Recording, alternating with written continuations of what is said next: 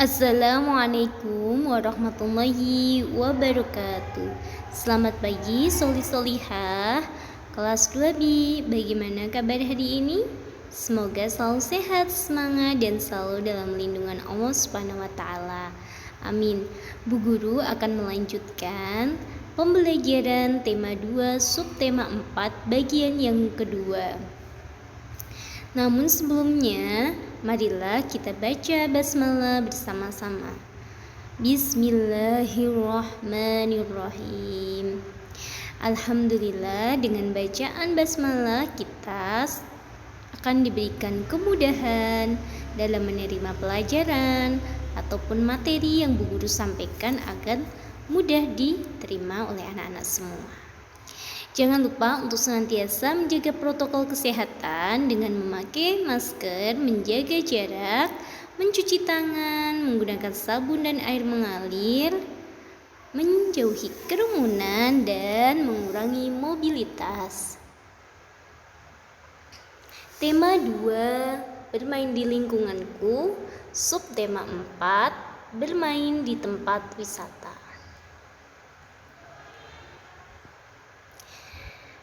Untuk pemetaan KD berarti pembelajaran kita hari ini meliputi PPKN Bahasa Indonesia, Matematika, SBDP, dan PJOK seperti yang sudah Bu Guru sampaikan di pembelajaran sebelumnya atau penjelasan sebelumnya. Di sini untuk tujuan pembelajarannya, siswa dapat mengelompokkan keragaman benda di lingkungan sekitar, memecahkan masalah sehari-hari yaitu melibatkan pembagian, membuat karya hiasan dari bahan alami, melakukan prosedur variasi gerakan meliuk badan tanpa berpindah tempat atau gerakan non-lokomotor. Kemudian nanti mempraktikkannya, menulis hasil pengamatan tentang keragaman benda, mengelompokkan berbagai hal yang harus dilakukan dan tidak boleh dilakukan dalam kehidupan sehari-hari. Kemudian mensimulasikan kegiatan sesuai aturan yang berlaku, menyebutkan manfaat tentang aturan, menyebutkan akibat perilaku yang tidak sesuai dengan aturan. Bu Guru senantiasa ingatkan untuk anak-anakku semuanya selalu melaksanakan perintah Allah Subhanahu wa taala dan menjauhi larangannya. Sebab kita diciptakan Allah dengan sebaik-baiknya dan kita senantiasa diberikan rizki dari Allah Subhanahu wa taala. Rizki itu baik berupa kesehatan, rizki kita bisa tetap semangat belajar, kita diberikan kepintaran, dan sebagainya. Jangan lupa untuk senantiasa berbuat baik kepada kedua orang tua, melaksanakan apa yang diperintahkan kedua orang tua dengan baik. Seperti itu ya anak-anak, pesan dari Bu Guru. Nah, anak-anak bisa membuka buku kalian di tema 2 halaman 206 sampai 207. Nah, kita perhatikan di sini ada beberapa gambar di sini memiliki ciri-ciri berbeda-beda dari benda-benda yang ada di gambar tersebut. Nah, bola berbentuk bulat dan berwarna-warni. Kemudian di situ ada pelosotan, ada tangga, ada juga tali. Nah, tentunya anak-anak sudah pernah melihat benda-benda tersebut kan? Nah, coba kalau kalian di rumah pernah melihat atau mempunyai benda-benda tersebut, anak-anak bisa diamati dari masing-masing ciri-cirinya bagaimana. Perhatikan beberapa gambar di bawah ini. Silahkan nanti anak-anak beri tanda centang pada buku kalian mana yang termasuk benda padat. Nah, pasti sudah tahu ya, benda padat sudah dijelaskan Bu Guru. Benda padat itu biasanya tidak berubah ukurannya ataupun volumenya, dan jika dipindahkan di tempat yang berbeda akan tetap. Jadi ciri-ciri benda padat itu tetap tidak berubah bentuk, biasanya juga keras. Nah, maka anak-anak pasti tahu kan ciri-ciri benda padat. Bu Guru akan lanjutkan di halaman 207 sampai 210. Di sini perhatikan anak-anak langkah-langkah dalam membuat hiasan kartu ucapan selamat ulang tahun misalnya. Sediakan alat dan bahannya. Bahan alami yang digunakan di sini adalah biji saga. Kemudian ada bahan lagi seperti kertas karton, lem dan biji-bijian lainnya. Nah, alatnya berarti berupa lem yang digunakan untuk merekatkan biji-bijian tersebut. Namun sebelumnya kalian membuat pola terlebih dahulu menggunakan pensil sehingga biji-biji tersebut akan mudah ditempelkan. Bisa dicoba di rumah anak-anak. Nah, kita akan lanjutkan dengan pembelajaran tentang pembagian. Di sini ada pembagian dengan 3 angka. 12 dibagi 2 dibagi 3. Bagaimana caranya? Anak-anak mengerjakan di bagian depan terlebih dahulu, yaitu 12 dibagi 2 terlebih dahulu. Bisa menggunakan cara susun pengurangan berulang. Nah, di sini 12 dibagi 2 dengan hasilnya 6. Kemudian hasil 6 tersebut dibagikan dengan 3. Seperti ini, perhatikan anak-anak.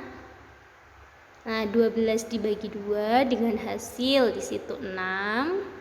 Kemudian 6 dibagikan dengan angka 3 dengan hasil 2. Seperti itu anak-anak, boleh berlatih soal-soal berikutnya.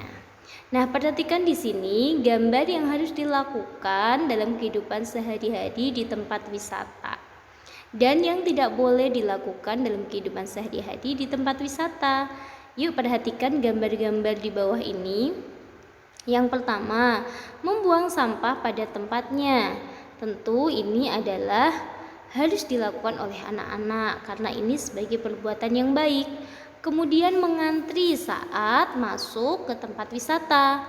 Ini juga perbuatan yang harus kalian lakukan di tempat wisata. Kemudian di sini ada menanam bunga. Nah, ini juga yang perlu kalian lakukan atau yang harus kalian lakukan. Namun di bawah ini ada beberapa perbuatan yang kurang tepat, seperti menginjak-injak tanaman, mencoret-coret bagian dari beberapa benda di museum misalnya. Nah, itu tidak diperbolehkan.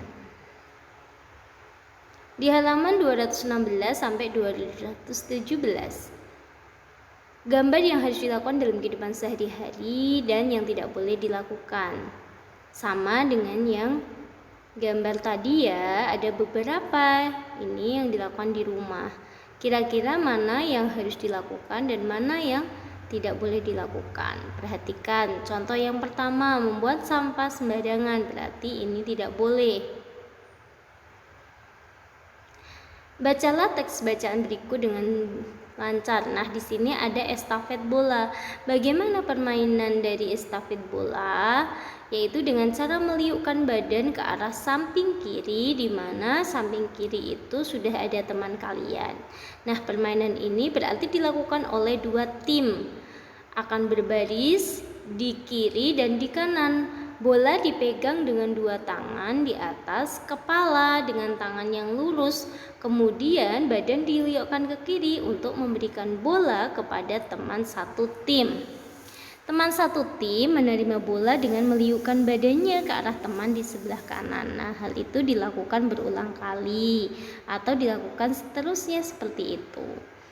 Mereka tidak boleh memutar badan, tetapi hanya meliukkan badan. Mereka masih tetap di tempat atau melakukan gerakan non-lokomotor. Nah, di sini Anak-anak berlatih menceritakan bagaimana permainan estafet bola. Bola dipegang dengan dua tangan dan bola itu berada di atas kepala. Tangannya harus lurus. Kemudian badan diliukkan ke kiri ke arah teman satu tim. Nah, teman satu tim menerima bolanya, kemudian meliukkan badannya ke arah teman sebelah kanan. Nah, di sini peserta tidak boleh memutar badannya, hanya meliukkan badan. Teman paling kiri kembali meliukkan badannya dan mengoper bola ke arah kanan menuju tempat semula. Seperti itu dan seterusnya. Di halaman 219 sampai 220. Di situ ada sebuah cerita saat Benny bersama teman-temannya di sini pergi berwisata, yaitu menunggangi gajah. Nah, di sini anak-anak, adakah yang pernah menunggangi gajah saat di tempat wisata misalnya? Nah, silahkan nanti anak-anak bisa dibaca ya. Bagaimana cara-cara di sini ada langkah menaiki gajah. Misalnya, siapkan gajah dalam posisi kaki menekuk. Kemudian gajah akan menekukkan kakinya setelah mendengarkan aba-aba dari pemandu.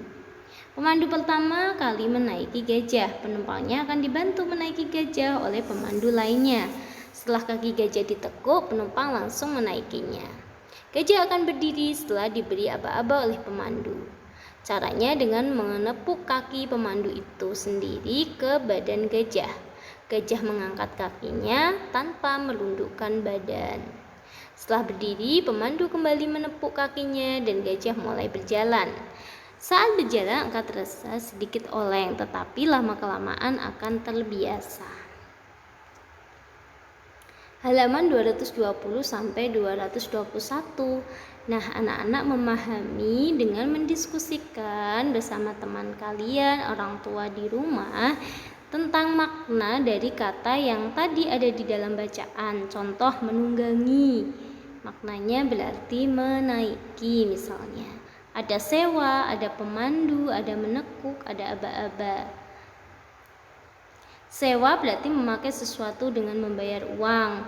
Pemandu penunjuk jalan. Menekuk melipat atau membengkokkan. Aba-aba kata perintah. Nah, pemandu di sini penunjuk jalan ini. Nah, biasanya yang tahu kondisi di lapangan.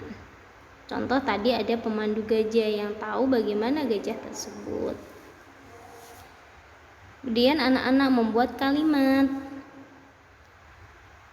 Di halaman 223 tentang manfaat mematuhi aturan naik kuda. Nah, ketika kalian di tempat wisata, kalian mematuhi aturan yang ada, misal diminta oleh pemandu gajah mengikuti aturan, maka kalian harus mengikuti agar tidak terjadi kecelakaan, karena kuda ataupun gajah adalah binatang yang di sana sudah terlatih. Akibatnya tidak mematuhi. Nah, misalnya kuda itu liar, maka akan bisa membahayakan keselamatan para penunggang kudanya. Makanya harus mengikuti aturan. Di sini ada pembagian dengan 2 angka dan di sini sampai susun 3. Masih sama caranya anak-anak. Dari awal terlebih dahulu, yaitu di bagian pertama 16 dibagi 8. Setelah itu ketemu hasilnya dan dibagi dengan angka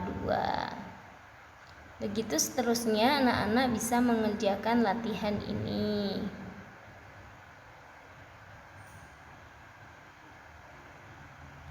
Nah, untuk tugasnya anak-anak bisa banyak-banyak berlatih. Cukup itu yang Bu Guru sampaikan. Wassalamualaikum warahmatullahi wabarakatuh.